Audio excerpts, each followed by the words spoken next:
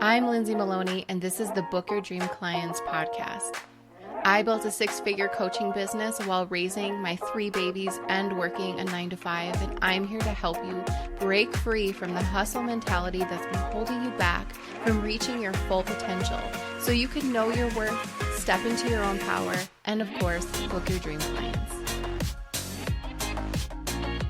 Grab your notebooks, something to write with, because you are going to be taking a ton of notes. We have Queen with us today, and she's chatting all about how to get noticed in the media. So sit back, relax, take some notes, and enjoy the show. Queen, thank you so much for being on the Book Your Dream Clients podcast. I've been really excited to have you on.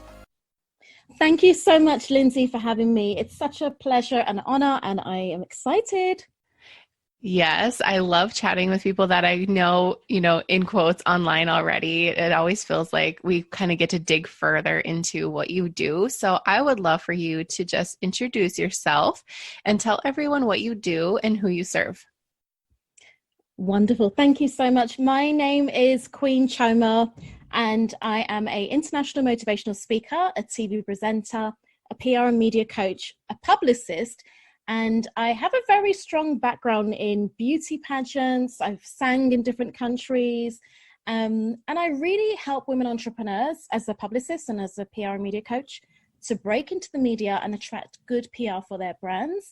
And I just really love being able to go out there and speak, be on TV, be on podcast shows, just everything to do with PR and media is my thing. And I'm so happy to be able to share some strategies with all of you listening right now. I love that. I haven't had somebody on here who specializes in PR.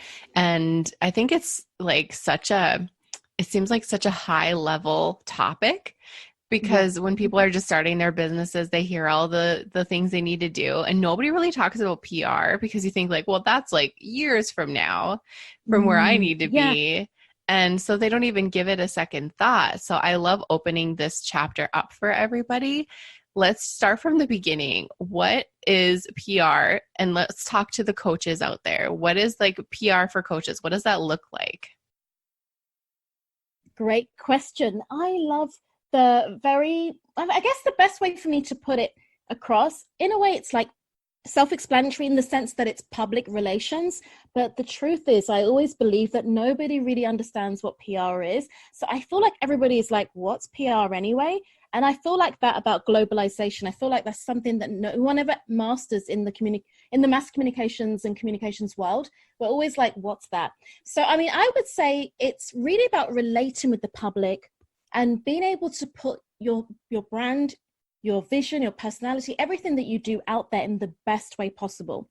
So the more you put your brand out there in great ways, in terms of, great content, being visible on social media, it could be using, live events, it could be advertising, everything positive is more of the good side of PR. But then there is also the bad side. So there's like bad publicity, bad press. And so what we want to do as brands is avoid that. We want to avoid being in the media in negative ways, and we want to continue to highlight the good in our businesses and in our companies and everything like that. So that is it in a nutshell. And it just, in a way, it involves a lot of social media interviews, advertising, and like I mentioned, live events as well. Mm-hmm. So a lot of us are already doing PR, and you might not even know it. You're showing up on social media, you're doing stories, you're posting, you're doing all of that stuff. That's all considered PR.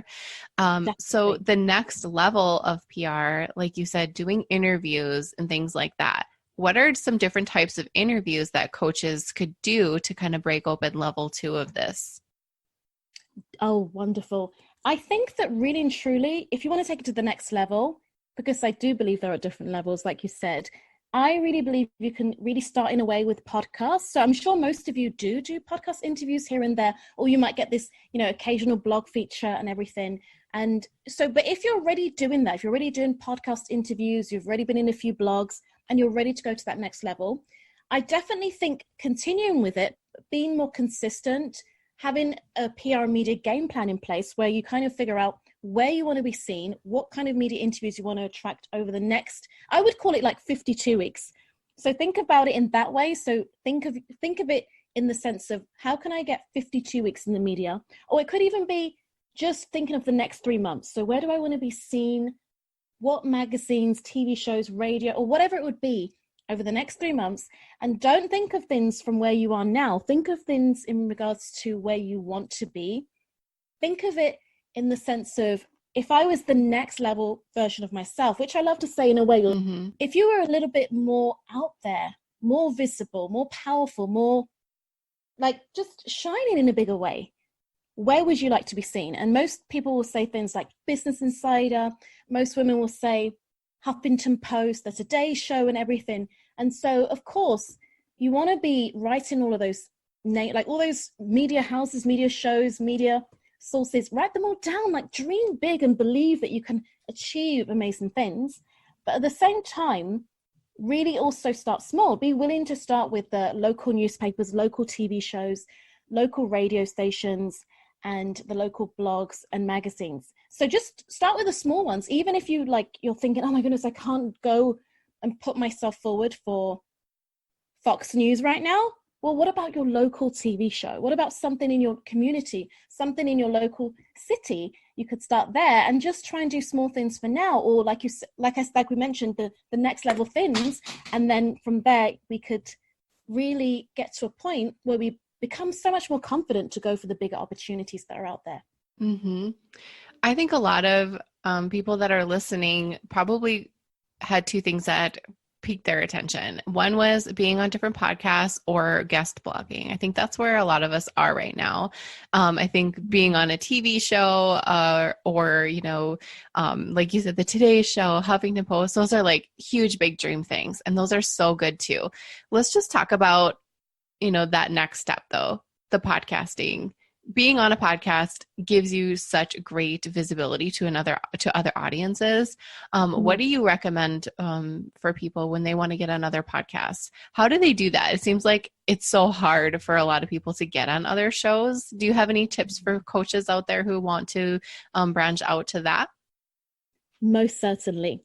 If you're listening, I will most certainly say that start first and foremost with your mindset, in the sense of believing that you can be on podcasts. So believe that they are like, you have some wonderful people out there that have these shows that would love to have you on.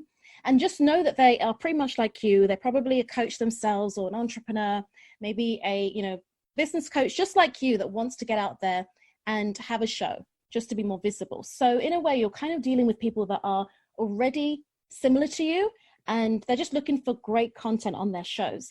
And it's not really about how great you are or how confident you are or anything like that. It really is about your expertise and the message that you're putting out there. A lot of the podcast hosts that I've spoken to always say it's about great episodes for their shows. So just think to yourself, how can I teach something that will really amaze their audience and really blow their audience away, giving them my best stuff? And that's first and foremost. But then when it comes to the pitching part, when it comes to reaching out, I definitely think it really is all about having a spreadsheet, putting down your top sort of like 20 podcasts that you would love to be on. Have some small ones, have some medium-sized ones, and have some big ones to challenge you. And then start to send those emails, send Instagram messages. Sometimes I get my interviews just by DMing, like a simple DM, friendly, just, let them know that you want to be seen. Let them know that you want to be on their show. Let them know the topic you would like to cover. And typically, if they haven't had someone covering that topic before, they will be interested. And you just have to find the gap in the market. So you need to know, what is it that they haven't covered? And then just be like, oh, I've noticed you've never had people on the show covering, health and health from this angle. Maybe look for a different angle. If they've had someone, a health coach on before, think of a different angle. Maybe they haven't covered nutrition, or they haven't covered something around the liver, or they haven't covered, if you are a business coach, maybe they have never talked about systems and structures in business. And so you can say, I can cover that. And then that's going to make them think, yeah, we haven't had that. So a bit like what you were saying, Lindsay, the fact that you haven't had, a PR person on the show before. So it's a bit like that, just trying to figure out where is the missing, that missing, like the gap in the research. Mm-hmm. I love that strategy. I think a lot of times people turn to, oh, they have a lot of people on their podcast that talk about this. I should talk about this too. And people are so afraid to be different and to stand out. And I don't think that's that's not what podcasters want. They want you to fill the gap and do the brainstorming for them, right? They're not like, Literally. I don't want to think of what you're going to talk about. You tell me what you want to talk about. I'll see if it fits in. So how can you figure out if your idea, or how can you figure out where that gap is? How do you recommend you do that research? That is so wonderful. The question you asked, and I keep saying the word wonderful because I love your show and I love the questions that you ask. Well, what it is that I think you need to really spend time just going on the show. So every show you want to be on, go onto Google, do your Apple podcast research, just spend some time listening to some former episodes and get really clear in regards to the types of episodes that they've had, especially within the last year. So you might want to look, from January all the way up to this time right now. And then just keep looking at what kind of guests have they had on, the topics that they've covered. You could decide to write down a few, and then you could let them know and just give them that information that they may not even know, they may not even identify that they haven't had someone to cover this specific topic, or even an angle that they haven't thought of. And so just spending time to do that research is really important. I used to work for Ben Television, and when I worked there, I used to spend one day doing the research, and the next day was the interviews. So I would spend time just trying to find as many, people that we thought would be great guests for the show. And we'll be looking for everything that they could cover. And we'll go to their websites, we'll go to their social media accounts, you name it. And so really doing research, even in regards to their platforms, even knowing things about them and their, like, for example, have they got any children? These podcast hosts, do they have a passion for certain types of foods? Because sometimes it's those little things that you know about their show or about them that also makes you able to connect with them. And then they're like, wow, you even know that I have like my dog, like the dog called, Tom. Mm-hmm. That alone could be the thing to connect you to. So just let them know little things that you know about them when you're pitching as well. I think it just goes to show that being a real person always works. And I think we always try to be somebody else. Like you know, before we got on the interview, you were talking about our Facebook group, and you were, reminding me that we have a connection here and there, and you listen to the show, and, while sometimes the podcaster can't put faces to every name or whatever, that instant connection clicks when you make the effort to connect with the podcaster, right? Like if you're trying to sell something to somebody, you see like the sales people like, well, yeah, well, your wife would love this, or your kids would love that. When you bring up that personal connection, that lights that fire. So I think, it lights that fire, and it draws that, okay, I'm going to really continue listening and see what happens with this conversation. Does that make sense?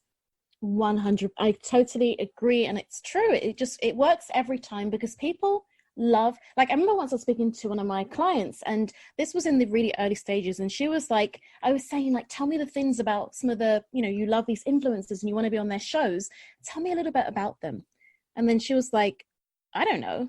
And I was like, okay, so what, like, do you know anything? Like maybe something cute, something fun. And then she was like, I don't really care. Like, I just want to be on the shows. And I was like, that's where we need to really, go a step back and just be like, okay, how can you just fall in love with them, their brand, what they're up to? Sometimes we need to take a step back and just really, like you said, have that human connection before we start thinking about being on the show. Mm-hmm. Yeah, it's like saying, I want to be friends with this person, but I don't want to get to know them. Like, I don't care about anything about them. I just want to be friends with them. You know what I mean? It's like, you have to go deeper. And especially now where everything is so fast, and, I have, 15,000 friends on Instagram and 3,000 on Facebook. Well, we don't know anything about anybody because we don't take the time. And that's not how we need to operate our businesses. We need to get personal with people, because we're all just human beings who crave connection. Yeah, exactly. And I think that sometimes you should go like a step further with it as well. Like in terms of, like you mentioned, connecting in regards to social media, Instagram, but like leaving comments, leaving like hearts and just saying like, oh, that's so cool, or answering a question in the Facebook group and things like that. It just really does. Because there's been this TV show that I kept pitching to for one of my clients. I remember that I could never seem to get them to respond to me. And then I just kept jumping on their live streams here and there. I kept on engaging in their content, and all of a sudden they started liking my stuff. And then by the time I knew it, they said yes to 3 of my clients to be on their show. And so it's like, it took a while, like 1 year before I heard anything, a year, but it actually worked because I genuinely love what they're doing. And I genuinely believe my clients will be a great fit. So it's not just about, I want to be on this show because it's all about me and my ego and what I want and what I need. You've got to have that genuineness as well. I love that. And then they keep saying, oh, this girl is always showing up and taking time to see what we're about. And that, just creates that familiarity where they recognize your name. Well, first of all, your name stands out amongst everything. Oh, thank Queen. you. It's so beautiful. And I think that, it doesn't matter what your name is. If you keep showing up, that repetition, it catches people's attention, no matter how many people they might have on a live. They might have thousands of people on a live, but if they keep seeing your name and seeing your comments and seeing that you care, that is such a great connection builder. It already starts before you even make the first move. 100%. I totally agree. Okay. So we're talking about like podcast pitching. I think this is a great topic for everybody. So we're pitching for podcasts. Do you kind of feel like it's kind of the Wild West right now still for pitching for podcasts? Because it seems like there's no like one way to get in. It seems like there's so many different ways to get in with podcasts. It's so interesting because I honestly believe that, like you said, there are so many ways to get in. And I just think that, but the basics do work, reaching out, building that communication, just showing the love. And I mean, in a way, I do this every day, like pretty much every day. And I noticed that the basics work. They just want to hear from you. They want to know that you're connected, you are following them, you are really genuinely interested. And I think that it's about really understanding that every show is different. So even with magazines, for example, like if I want to be in Cosmopolitan magazine, they are very different from me trying to pitch for Business Insider. Business Insider is like more professional, and their videos on Instagram are all of these sort of like mini documentaries. Whereas Cosmopolitan, it's all about like, in a way, glamour and fashion and beauty. And so in a way, just even understanding each podcast pretty much has 3 brand words that they stand by, and it oozes out of that show. And so the more you connect with each show individually, and then in a way, like, just keep on working on your interview technique, keep working on like pretending as if you're going to be on it tomorrow. You're going to be on that show tomorrow, like in the sense of visualization. Have that vision board ready, put that like dream, imagine, visualize, because that also is very, very important. You could pitch, or you can reach out, you can connect, but if you don't believe and visualize and dream and have that faith, it might not happen, even if you do all of the good things. Oh, 100%. I'm all about the visualization and going big. So, okay, bigger than the podcast. I mean, there's a huge podcast out there. What's another medium for getting yourself out there? Like, I love how you talked about the Huffington Post. I know a lot of people, when they get on there, like that's a huge thing for them. Let's talk about that. Let's open that book. And what does that mean for a business owner? Yeah, I mean, I think that with the really established media platforms like Huffington Post and like Entrepreneur and Thrive Global, in a way, one of the best ways to get to start having opportunities to be featured is to become a contributor. Now, I don't think people can contribute to some of them quickly. Like they may need to take a step back and do something a little bit smaller first.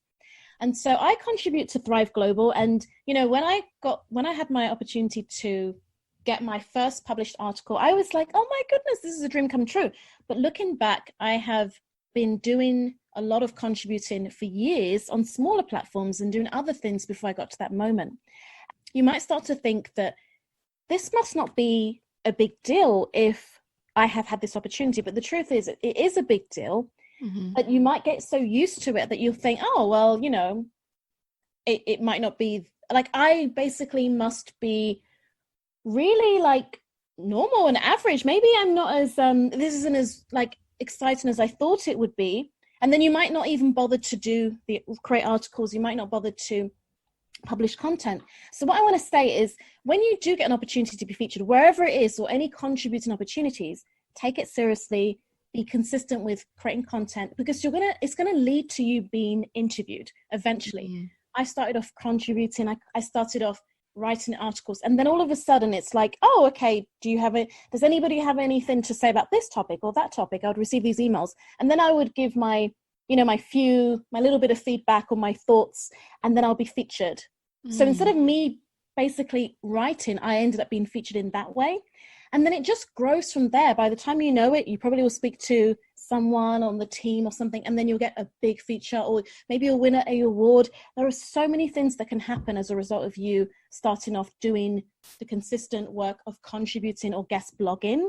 So I would say start with that, and then like lead into being interviewed, because typically you may not have enough publications and interviews or features to be featured. But if you want to be featured, as like in terms of being interviewed, then I definitely think that you need to be pitching, but make sure that you are building your repertoire. Make sure that you really are building your media page or media kit by being booked consistently for media interviews, so that by the time you pitch to Business Insider or Huffington Post, all those bigger platforms like Entrepreneur, they are going to take you seriously, because they're going to be like, she's been on like 15 podcasts, she's been on 2 TV shows. Even if they're small, they're going to be like, wow, you're actually doing something. So it's really important to show them that you're being consistent with being booked in the media, because then they're going to wonder if you're about to be this big thing that they need to quickly interview before you become so big that like you're unreachable. Oh, that's so interesting. Okay. I want to ask you a question. Like, okay, I want to contribute to these smaller places so I can get started. But if people don't know how to where to even go, can you give them some hints? Like, they want to contribute to what? They're completely blank. They have no idea how to get started. Do you have some tips for them? Okay, brilliant. So for newbies, I would say, like, what I did is decided to use the hashtag that was called like contributors. So I kind of used those words that we typically like to use when we're trying to find opportunities. So I went to Instagram and I typed in contributors wanted, guest bloggers, all of those good things. And then I looked and I just started searching through to figure out like who is accepting pitches, or who is accepting contributors. And so I did find that by me reaching out, as a result of seeing those mini adverts out there, that's how I got my opportunity to be a contributor to this blog called The Undeniable Life. Now, they're not like as known as some of those, like Thrive and so on and so forth, but they're really, really good and they're really professional, and I love their blog so much. And so I didn't know them when I pitched, but I just loved what I saw, and I thought, yeah, this seems really cool. Like, I would love to write here. And then I just went for it. Like, they said yes, and they accepted me literally within 24 hours, pretty much. Wow. Yeah, so by the next month I was already contributing, and I pretty much submit 2 to 3 articles every month, and I've been and it's so consistent because they always like tell you the deadline when you need to submit your articles, and if you don't submit an article for 3 months, you won't be able to write anymore. So I take it so seriously, because I see it as a wonderful thing that I love, but it's also a stepping stone for bigger opportunities. And so in a way, starting with that would be a very good thing to do. Just looking in the hashtags, looking for those adverts, but then also just go to Google and just type in blogs and think of your field. What's your area?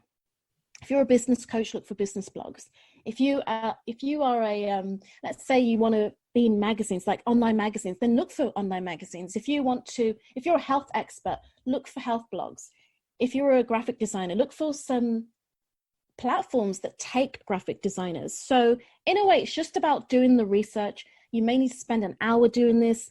You might need to spend more than an hour, maybe 2 hours, 3 hours, but it will be worth it. It will be worth it when you find the right platforms that you can contribute to. And so then you'll go to their website. You'll literally notice that most of them do have an opportunity to be able to apply to be a contributor, or they'll say send over an email. So go to the contact page and then just let them know. that you are interested by submitting something through the form that they have, or whether it be just sending over an email.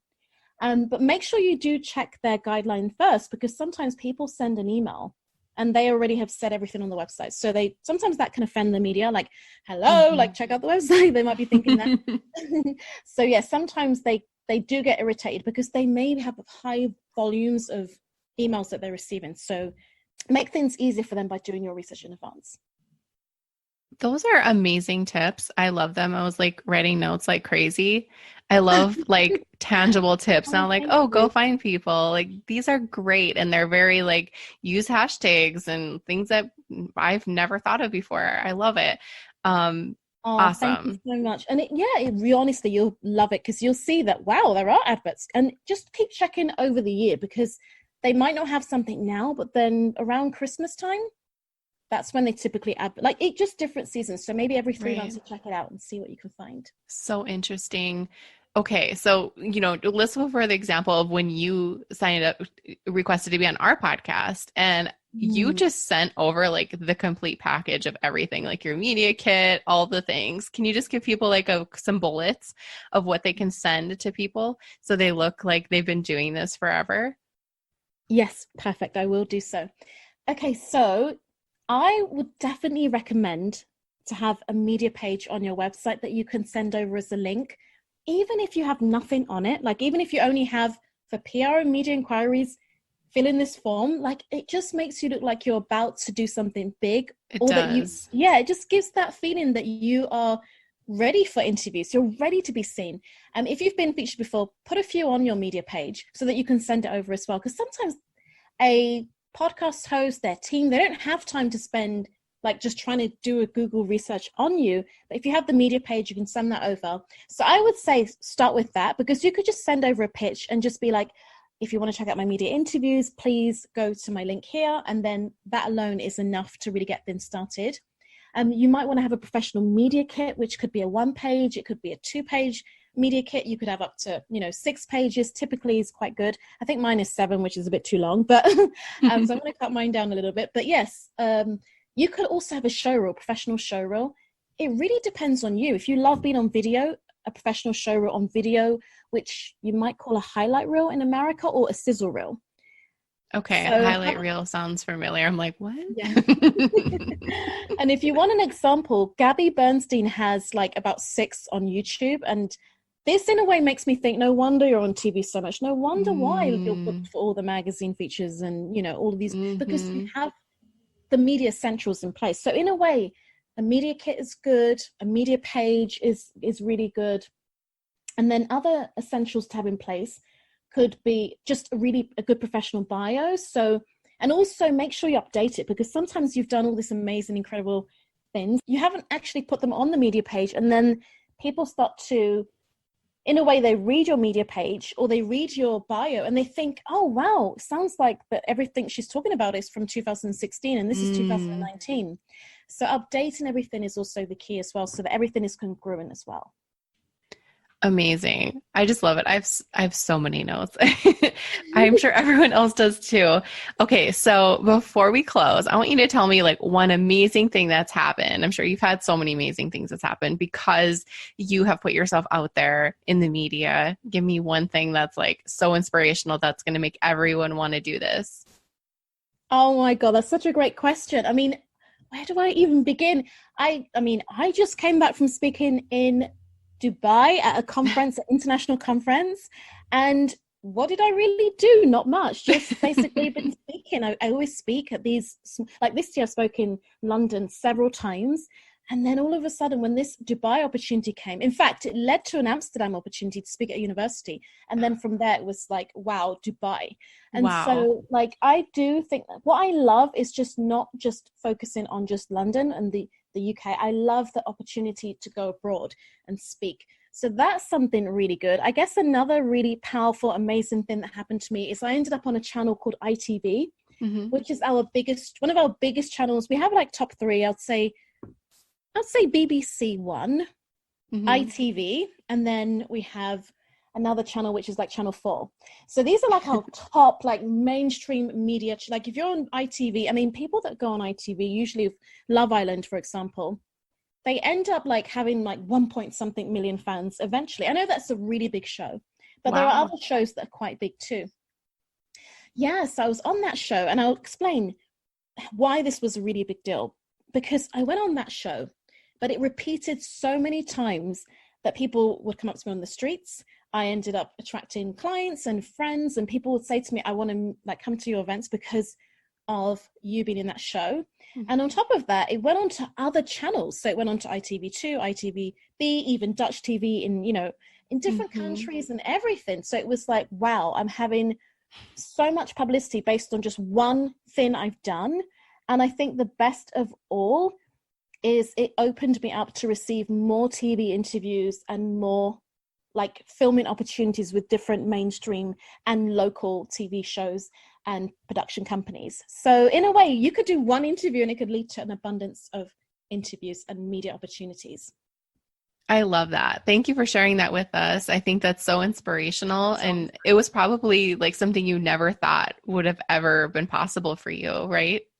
Exactly. Like I've never in my life thought, I've always done performing arts. Yeah, I loved performing arts. I wanted to be an actress, but I wanted to be an actress that focuses on theatre, and maybe I'm in a program, but I never ever had the vanity side of, media. I never thought to myself, oh, I want to be seen. I want to be visible. I just couldn't even, like, that was definitely nothing to do with me at that time.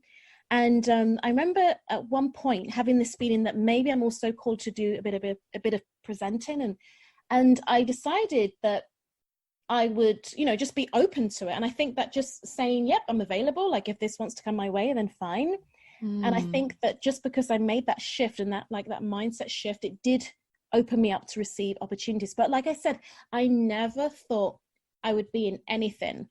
But by doing little things like pitching or just filling in a form, you end up on a show or you end up on several, and it changes your life. Whether it's one little opportunity or a big one, it changes your life. Everything is a stepping stone. Absolutely. And I think the main takeaway from this is being open to receive all of that's ahead of you, and just taking one step at a time. 100%, definitely. Just be bold, be courageous, and believe that you can be in the media, and it can change. It will change your business. It will change your life, and it will most certainly make you feel like everything you're doing as a business coach or as a, social media manager, whatever it is you're doing, you'll feel like, wow, I actually am being noticed and celebrated and recognized. And I think the worst thing is to just be putting yourself out there and feeling as if no one really cares or no one really sees you. And when you are in the media, it makes you feel like everything is worth it. Like all your hard work is paid off. So definitely go out there and shine. Awesome.